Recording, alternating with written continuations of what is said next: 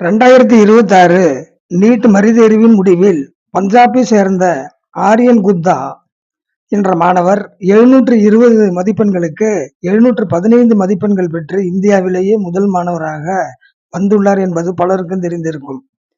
அவருடைய பெற்றோர்கள் இருவருமே மருத்துவர்களே.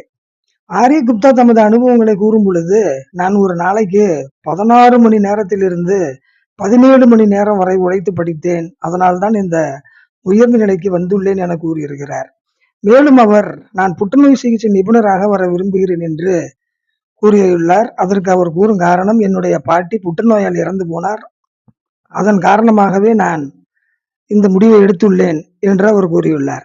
அவரைப் போலவே பாண்டிச்சேரி திருபுவன கிராமத்தைச் சேர்ந்த அன்பரசி என்ற மாணவி 720 மதிப்பெண்களுக்கு 437 மதிப்பெண்கள் பெற்று அரசு இடஒதுக்கீட்டில் MBBS-இல் சேர்ந்துள்ளார். அவரது அம்மா பானிபூரி கடை வைத்து நடத்தி வருகிறாராம். அன்பரசி தமது அனுபவத்தை கூறும் பொழுது, நான் 10ஆம் வகுப்பு படித்துக் கொண்டிருக்கும் பொழுது எனது தந்தை இதய நோயால் இறந்து போனார்.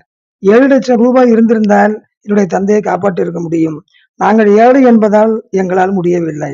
அதனால்தான் நான் ஏழை எளிய மக்களுக்கு குறைந்த செலவில் மருத்துவம் கிடைக்க வேண்டும் என்ற நோக்கத்தில் படித்து இந்த நிலைக்கு உயர்ந்துள்ளேன் என்று கூறியிருக்கிறார். ஆக, உயர்ந்த நிலைக்கு வருபவர்களின் பின்னால் ஏதோ ஒரு காரணம் கட்டாயமாக இருக்கிறது என்பதை கூறி முடிக்கின்றேன். நன்றி, வணக்கம்.